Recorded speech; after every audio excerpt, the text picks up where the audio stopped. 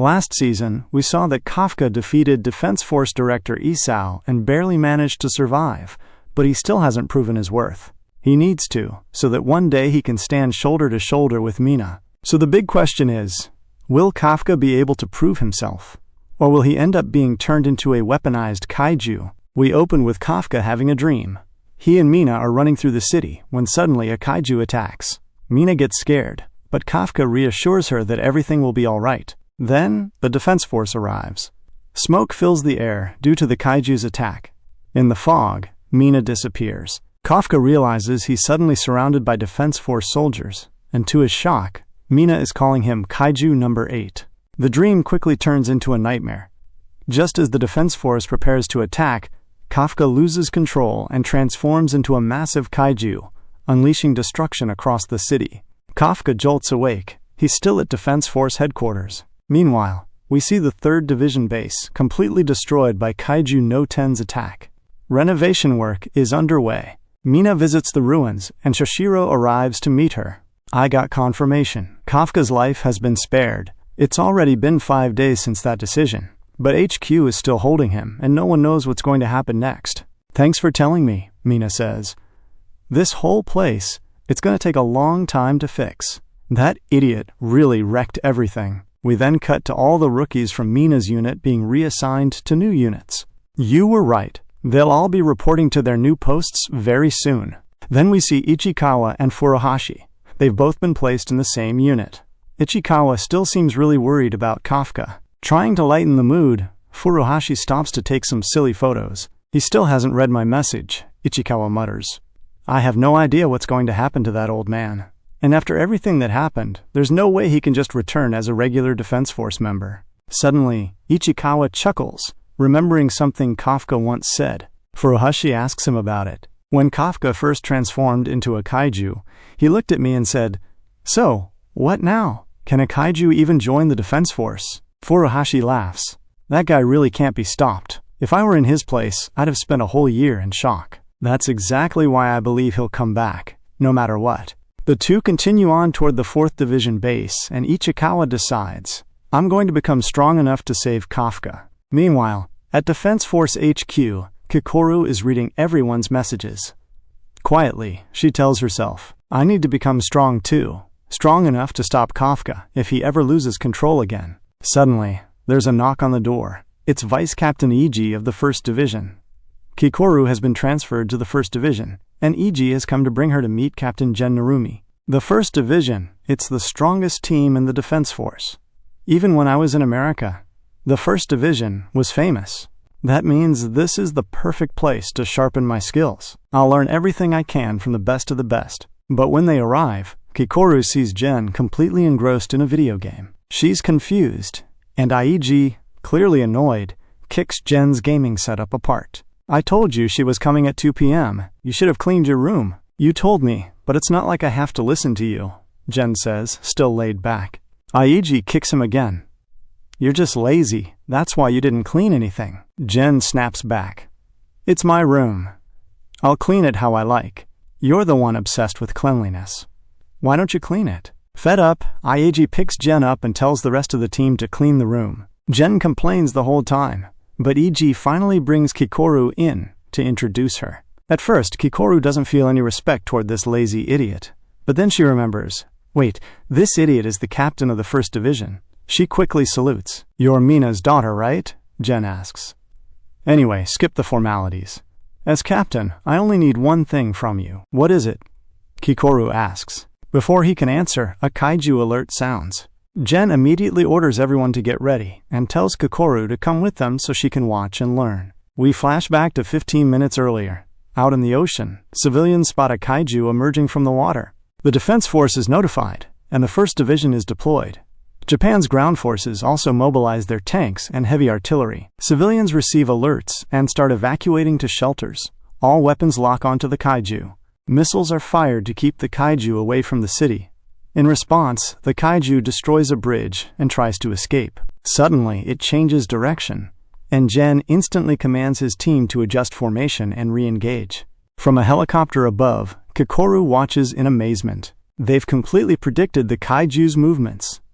That's insane. She learns that all the 1st Division members are using over 40% of their combat suit's power, way beyond what most soldiers can handle. Gen speaks calmly over comms. Kikoru, I don't care about manners, cleanliness, hard work, or grace.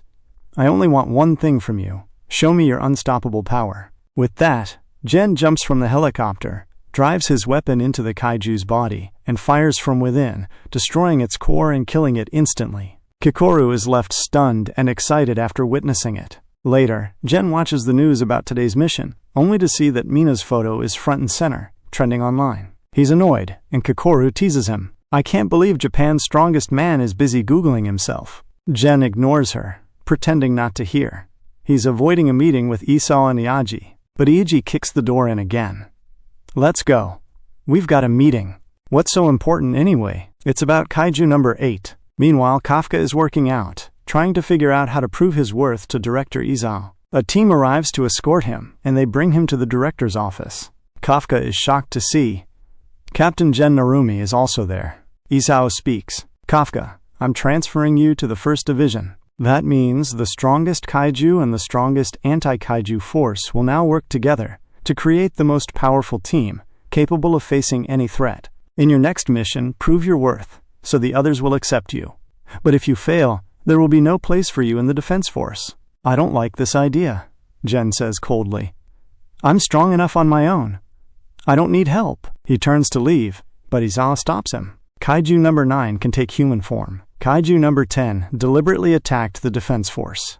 They're evolving, and if we don't evolve too, they'll crush us. If we keep thinking we can handle everything on our own, we're going to lose. That's why we need to change too, General. Gen scowls. You still don't trust me. If you want the most effective plan, then turn Kaiju number 8 into a weapon I can use. Kafka steps forward. Sorry, Captain Gen, but I can't die yet. There are people who still believe in me, and I made a promise to a friend I intend to keep. That's why I'm joining your division. Gen replies coldly. I don't care about your feelings or your situation. Just show me results, and if you lose control again, I'll kill you myself and make a suit out of your skin. Elsewhere, Shoshiro updates Mina about Kafka and the rookies, and she takes him out for training. Meanwhile, Kikoru sees her mother again and begins her new journey. At the end, we see Director Isao walking into a secret lab where kaiju experiments are being conducted. Then suddenly, the city shakes. A massive earthquake hits, and a deep crater opens in the heart of the city, bringing chaos and destruction. Suddenly, the whole city starts shaking from a massive earthquake. Buildings begin to crumble one by one, and no one can understand what's going on. That's when everyone notices a giant crater has opened up right in the middle of the city, and out of it, a horde of kaiju begin emerging. Panic erupts everywhere. Meanwhile, on the other side of the city, the 1st Division is in the middle of an intense training session. Everyone is completely worn out, except Kafka, who's continuing with extra drills. He knows that if he wants to survive here, he has to prove his worth no matter what. If he doesn't, they might kill him. Meanwhile, Kikoru approaches the captain of the 1st Division, asking for personal training so she can become even stronger. As soon as she enters Gen's room, he suddenly drops to his knees and begs, Kikoru, please lend me some money. I don't know how, but all the funds in my account are gone. Are you serious right now? Look behind you. You've ordered a ridiculous number of boxes, and you still have the nerve to ask your teammate for money? Have you no shame? Please don't be like that. Shut it and train me. Just then, the kaiju alert blares across the city. The 1st Division is called into action to face the threat, and everyone gears up immediately. Gen, however, is absolutely furious, not because of the kaiju, but because the emergency interrupted him before he could borrow money from Kikoru. Across the city, civilians are running toward the shelters. But the shelters start to fill up quickly, forcing some people to change their routes. During the rush, a young girl ends up getting injured. I'm scared, she says. Don't worry, her brother replies. The 1st Division must be on their way. I know Captain General will defeat the kaiju and save us. Just then, a kaiju appears in front of them. The boy steps forward to protect his sister, believing that General will show up in time, and just as the kaiju is about to strike, boom! General arrives and instantly destroys it. The kids stare in awe. Hey kid, Gen says. You forgot to say Captain General. As punishment, you have to write Captain Gen is cool 10 times on the internet. Soldiers arrive and escort the kids to safety zones. Meanwhile, platoon leaders from the 1st Division take their squads and fan out across the city to destroy the kaiju. Gen tells everyone to defeat the kaiju however they see fit. But if any are left, they'll be pushed into the neutralization zone, where Kikoru and Kafka will finish them off. Gen wants to see if the two are truly capable of handling that responsibility. Back at headquarters, the command team is monitoring all squads while tracking civilian safety. The squads begin attacking, and some kaiju are successfully herded into the neutralization zone. Kikoru draws her weapon and wipes out a kaiju in a single strike, leaving everyone watching stunned. But she's still not satisfied. She knows that Vice Captain Soshiro is even faster, and Captain Mina is far more powerful. This lights a fire within her, and she ramps up her speed and strength, taking down 3 kaiju in quick succession. Her actions excite her teammates, who begin attacking harder. This sparks energy across other squads as well. Everyone speeds up, taking out kaiju faster and more aggressively. But Kikoru remains ahead of them all. 1st Division's Vice Captain Ishii looks at Gen and says, "Looks like your first-year recruit might be stronger than you were back then." Gen scoffs. "Are you joking? I was way stronger. But never mind that. Something's off here. These ant-type kaiju rarely surface unless someone tunnels up from underground. This is the first time so many have appeared on the surface like this. What the hell is going on?" Gen mutters. "The kaiju are behaving strangely. This reminds me of what happened at the 3rd Division base." "You may be right," Ishii says. "Seems like someone else is pulling the strings from behind the scenes." More kaiju start heading toward Kafka's team, and he begins to panic. At HQ, everyone is eager to see what Kafka will do next. His team prepares to fight. Kafka gathers his courage and successfully transforms parts of his body into kaiju form. He charges at an ant-type kaiju, but his attack does nothing. It's completely ineffective. Everyone is confused as to why Kafka can't fully transform. "I knew I couldn't beat it with partial transformation, but I'm afraid. If I lose control again like last time, a lot of people could get hurt," Kafka thinks. "But I can't hesitate now. I need to move forward and earn my place next to Mina." He begins to fully transform into kaiju form, but suddenly, the transformation fails. The ant-type kaiju smashes him away violently, leaving Kafka badly wounded. Everyone is shocked. Kafka failed to transform. Then, suddenly, a powerful energy reading appears right where Kafka's team is. It's as strong as Kaiju No. 8. The ground beneath Kafka crumbles, and another ant-type kaiju rises, but this one is under the control of Kaiju No. 9. Everyone is stunned. Kaiju No. 9 says, "I came here because I sensed Kaiju No. 8, but I don't see him anywhere. Unless could you be No. 8? Let's find out." He attacks Kafka, injuring his arm. Kafka tries to transform again, and once more, he fails. Gen decides he has to step in and help, but another ant-type kaiju appears in front of him, also controlled by Kaiju No. 9. Back at HQ, they detect 2 Kaiju No. 9 energy signatures at the same time, an unheard-of phenomenon. Meanwhile, the dead kaiju begin merging together into larger, more dangerous forms. HQ realizes this attack is even more serious than the one on the 3rd Division. "Kaiju No. 9 has completely changed the game," Gen says. "So this is his true power." Kafka's team is still fighting off kaiju, but when they realize Kafka is in danger, they rush to help. Kaiju No. 9 attacks them and takes them down, then announces that he'll kill Kafka and steal his power. He lunges. Kafka dodges just in time, escaping with only a small wound. Another kaiju throws Kafka far away with a vicious strike. These attacks are invisible. If I can't even see them, how am I supposed to defend? Kafka thinks, Kaiju No. 9 is insanely dangerous.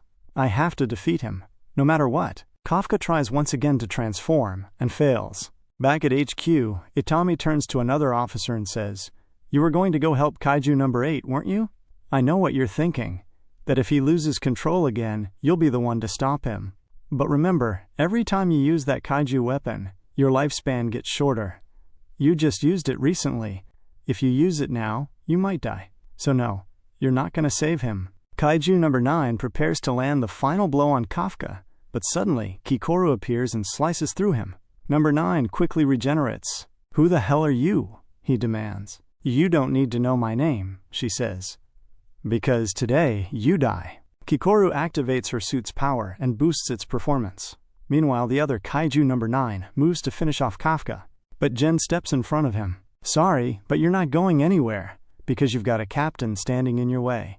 Kaiju No. 9 attacks, General dodges effortlessly and delivers a powerful counterstrike. At HQ, everyone watches the battles unfold. Director Isao looks on and thinks, this is the trial of the next generation, and they must overcome it on their own.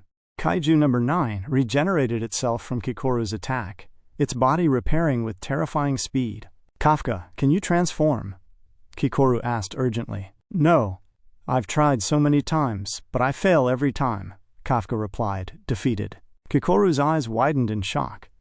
Wait a second, could Kaiju No. 9 be the reason you're unable to transform? Before they could process this thought, Kaiju No. 9 lunged at them, forcing them to dodge the attack. Kafka, I'll attack Kaiju No. 9 and try to block its movements. When it's distracted or recovering, try to transform. If it really is interfering with your transformation, that might be our only window, she shouted. I don't want to admit this, but we really need your power to defeat this thing. The two launched a coordinated assault on Kaiju No. 9, but the monster split itself into two parts and counterattacked, seriously injuring Kafka. Kikoru kept fighting off the main body, but the other half managed to flank and attack her. It seemed she had lost. But then, she reappeared, exploding through the kaiju's weapons from the inside.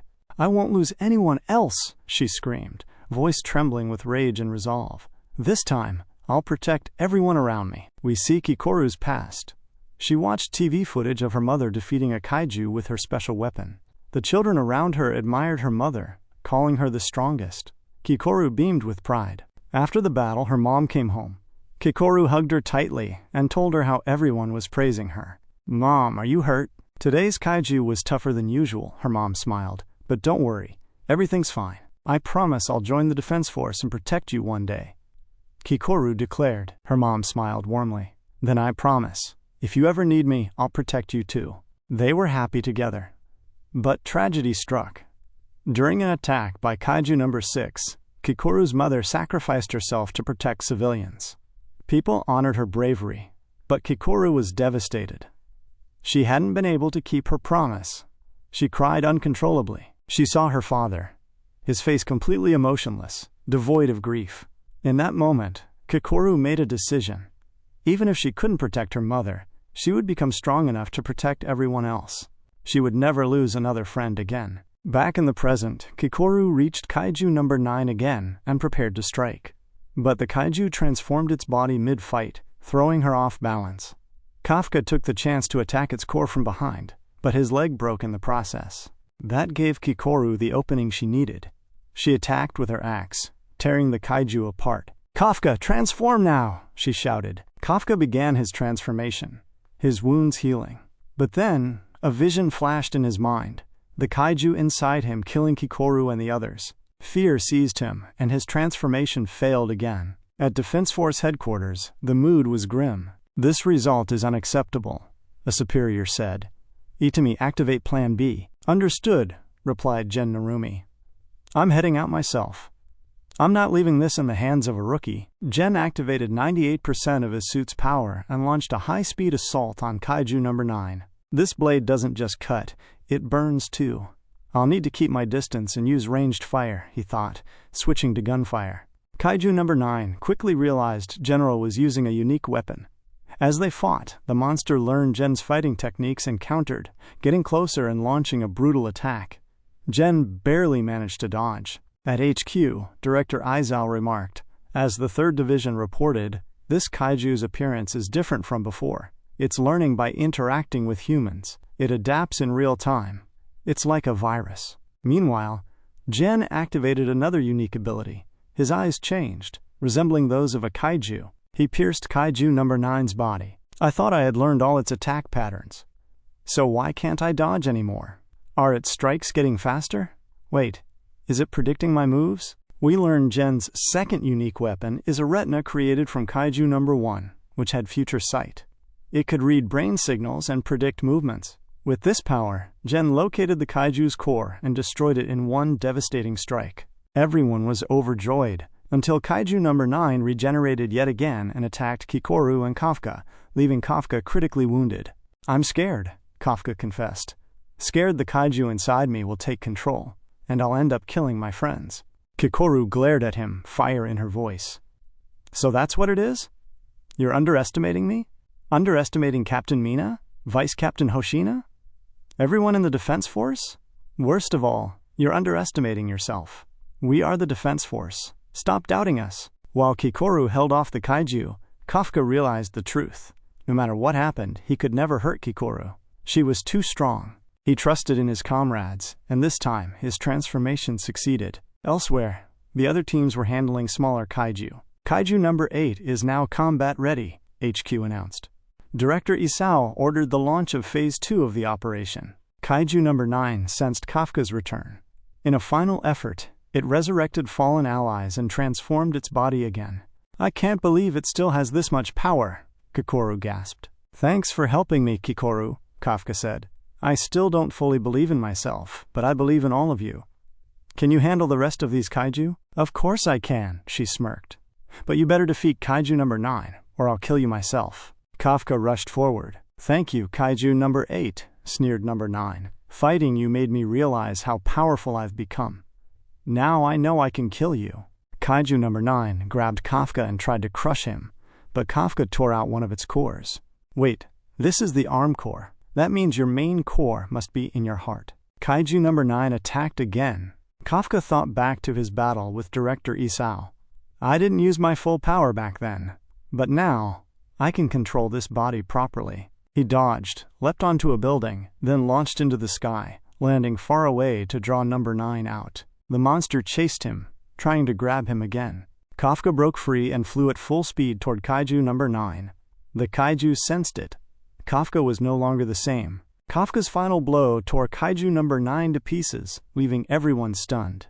After Kafka defeats Kaiju number 9, the signals from the remaining kaiju also begin to vanish. Because of this, everyone starts celebrating their victory. But many kaiju are still present, and General, Kafka, and Kikoru begin eliminating them one after another. E.g., your daughter has truly become incredibly powerful.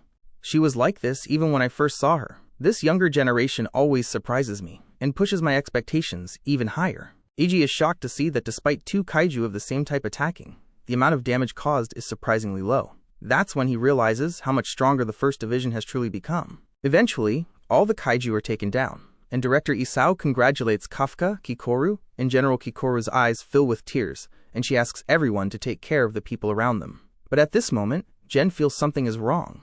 Kaiju number 9 once said he wanted to kill Kaiju number 8 to steal his power. But what did that really mean? Did he truly want to kill Kaiju number 8? Or was there something else on his mind? Suddenly, the sirens at headquarters start blaring again. They realize another kaiju has appeared, but no one can figure out what's really going on. How unfortunate, Kaiju number 8. I couldn't kill you, but I will definitely achieve my other objective. And then, I will take your power. Kafka realizes the kaiju they had defeated were not Kaiju number 9's true body.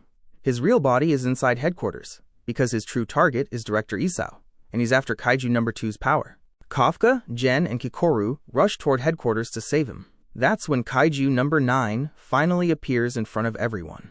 Director Isao orders everyone to leave, but Kaiju number 9 suddenly attacks one of the soldiers. Isao saves him, but in doing so, his tent is destroyed. He then orders everyone to evacuate the area and equips the weapons of Kaiju number 2. I can't believe Beta and Gamma were defeated so easily. They were just as strong as my original versions, but I had prepared for this in advance. Still, you've grown even stronger than I expected. Kaiju number 9 and Director Isao clash, exchanging heavy punches that shake the entire camp. According to the 3rd Division's report, Kaiju number 9's fortitude is at 8.5. That means Isao, at this level, should be able to stop him. But as the fight progresses, Kaiju number 9 overwhelms him, leaving Isao's arm bleeding badly. Kaiju number 9 prepares to attack again, but Isao manages to block it. You may be strong, but I will still defeat you, he roars, injuring Kaiju number 9's hand. Director Isao, everyone has already evacuated. You should leave as well. It's pointless. Kaiju number 9 can track me no matter where I go. That's why I cannot run away. You should leave too, Akira. But Akira has idolized Director Isao since childhood and wants to follow in his footsteps. My job is to bring you victory.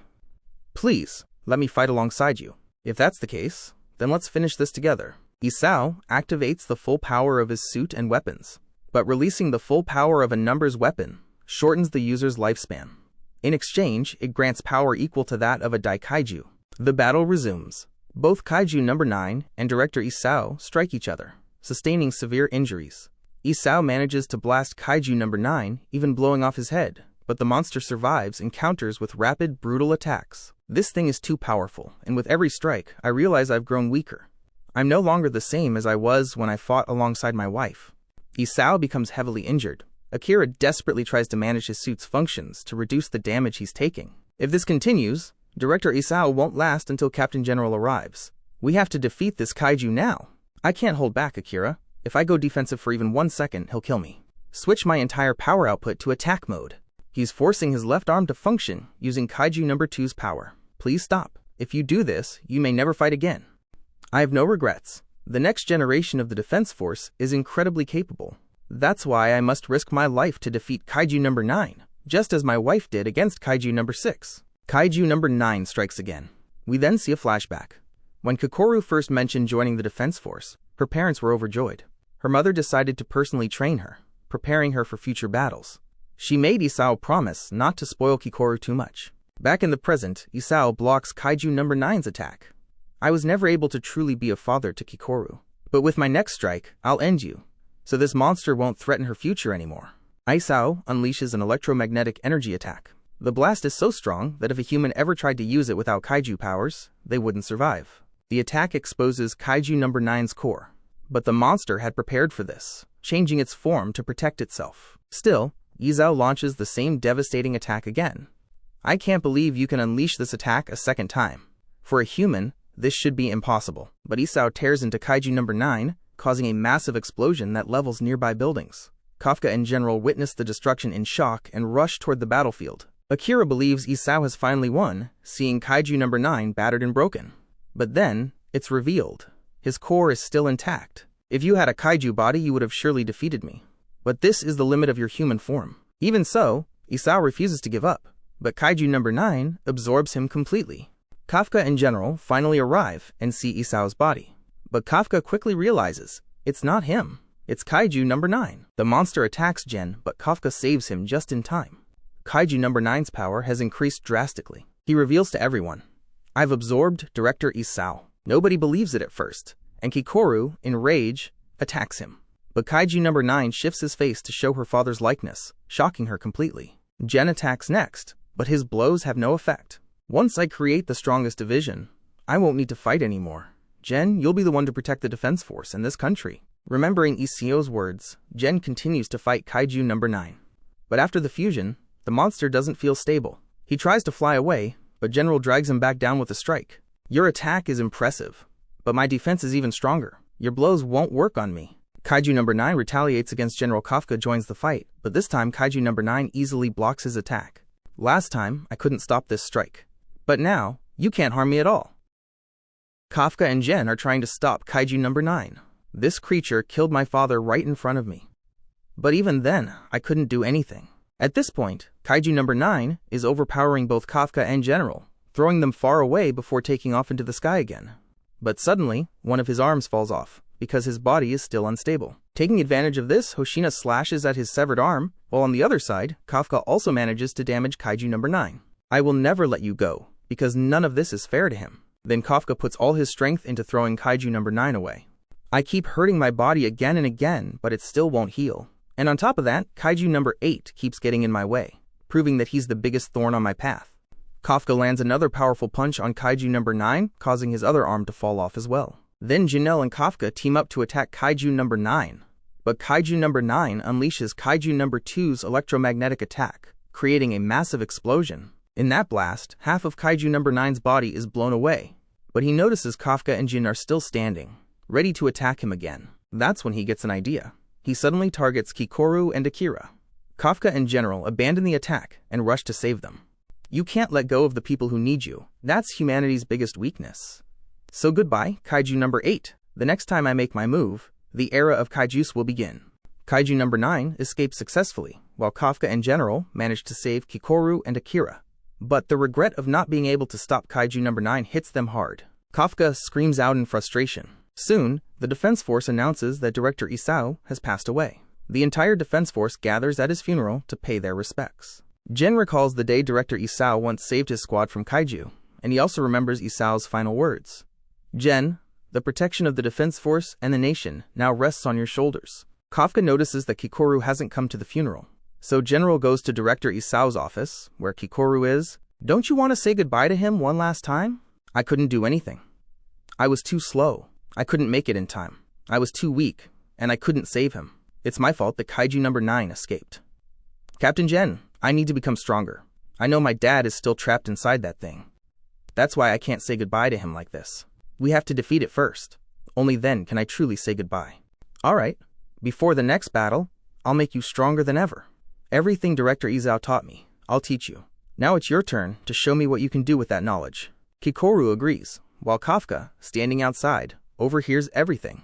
He notices part of his hand still hasn't reverted back to human skin. Quietly, he leaves. Meanwhile, Itami enters the lab. Director Isao had started a secret project there, and now, after his death, Itami is made the head of it. Itami orders the project to be finished as soon as possible so it can be used for revenge in the upcoming battle against Kaiju number 9.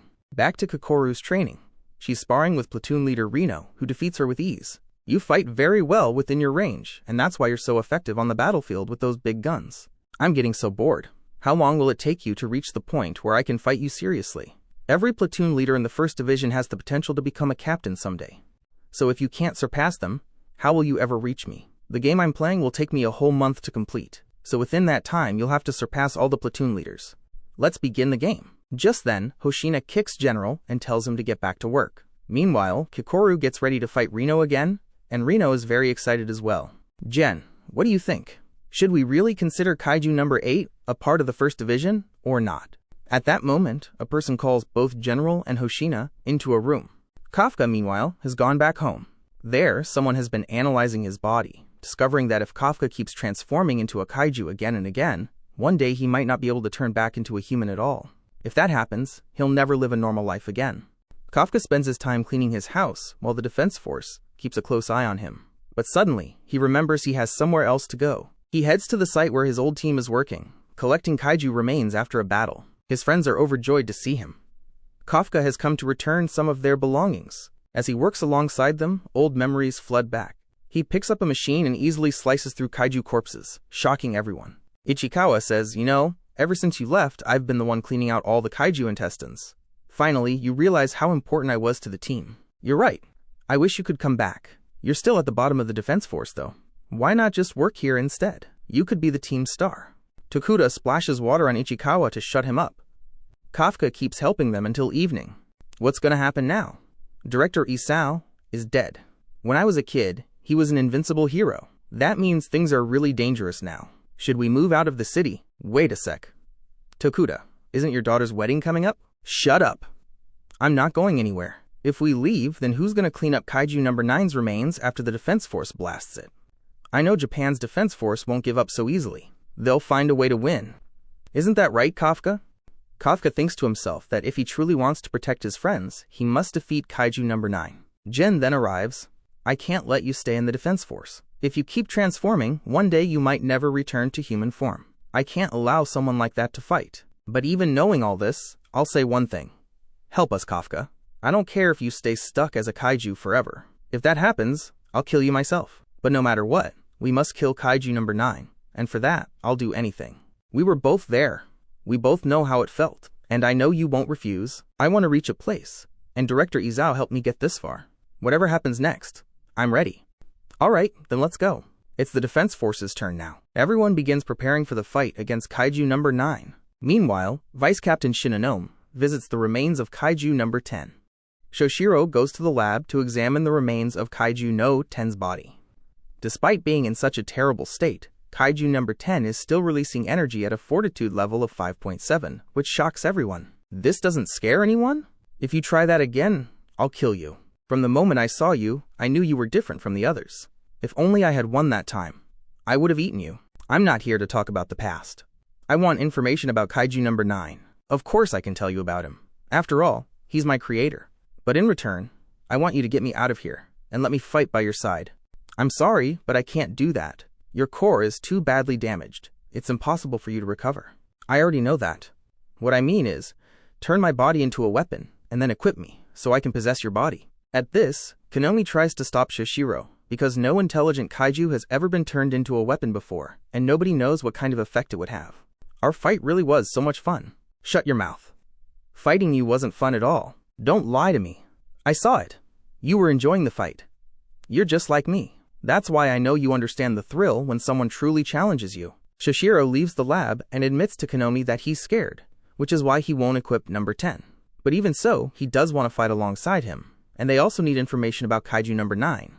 In the end, Shoshiro has no choice but to agree. He accepts, and Mina also agrees. Shoshiro tells Kaiju number 10 about the decision and makes him promise that once he becomes a weapon, he won't try to possess him.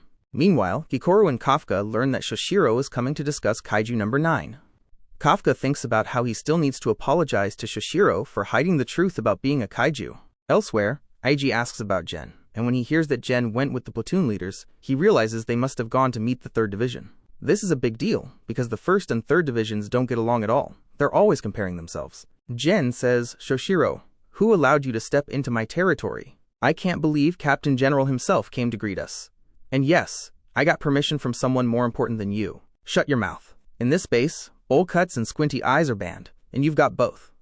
Get lost." Shoshiro replies, "So you're still bitter about how I beat you during training when we were killing small kaiju?" That comment hits General hard.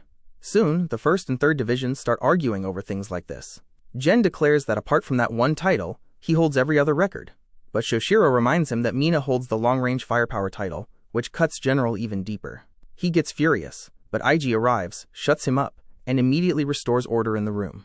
Then, the big meeting about Kaiju number 9 begins. All the key people gather, and again, the captains of the 1st and 2nd Divisions start bickering. The 4th Division captain tries to calm them down, but ends up embarrassing himself because of drinking. Finally, Shoshiro starts his speech. "We now have new information about Kaiju number 9. We know that a single division cannot stop him. Kaiju number 10 told us this, and revealed that Kaiju number 9 was the one who created him. This shocks everyone. Kaiju number 9 is the first kaiju with the ability to create new, powerful kaiju. Number 10 admitted he was just a prototype. Something even stronger is on the way. Currently, Japan's defense force can only handle about 5 powerful kaiju at once. But if any kaiju exceeds fortitude level 9.4, that number decreases. So if Kaiju number 9 creates stronger kaiju, the defense force will not be able to stop them, and the country could be destroyed." Jugo asks Shoshiro if the information is truly accurate. Shoshiro shows him data from the past 10 years, proving that the average kaiju level has risen from 4.26 to 4.84. This confirms that Kaiju number 10 was telling the truth. We don't know where kaiju originally came from, but the most accepted theory is that tectonic forces released massive energy that affected geological material, creating kaiju. We believe Kaiju number 9 is interfering with this process to produce new kaiju. They still don't know where Kaiju number 9 is, but if he needs energy to create multiple kaiju, he's likely somewhere between the Philippines and the Eurasian plate.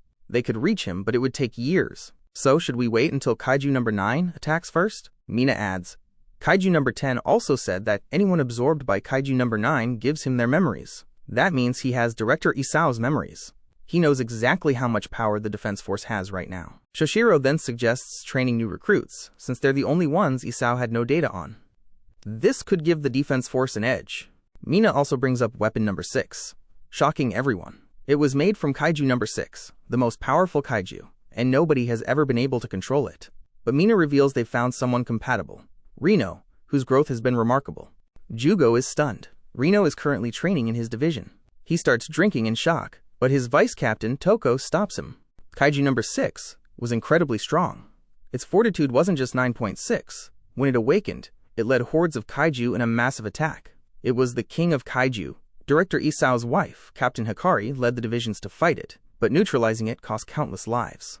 On that day, there was even a strange snowfall, making it unforgettable. Forcing a child to wield that weapon now feels horrifying. Reno arrives to meet Jugo and learns he has been chosen to try weapon number 6. Jugo warns him. Every numbered weapon takes a terrible toll on the body. Many users died before even retiring. That's why I say you shouldn't use Kaiju number 6. It's the most dangerous of all. But Reno goes ahead. He's only given the arms of the weapon for now. When it's activated, immense power surges through him, draining his strength, yet he refuses to give up. The weapon links with his nervous system, and suddenly he sees Kaiju number 6 before him, then collapses unconscious. When you wake up, you'll understand what Kafka has been fighting against all this time. Later, Reno regains consciousness in the medical room. Now you see how dangerous it is to use a numbered weapon. You only wore the arms. Imagine what would happen if you equipped the whole thing. That's why I'm telling you again. refuse this. But Reno remains determined to use Kaiju No. 6's weapon. Jugo realizes that at this rate, Reno will die young, and nothing will change his mind. So he gives him 1 month of trial time. After that, Reno will be sent into the neutralization zone to prove whether or not he is truly capable of equipping Kaiju No. 6's weapon.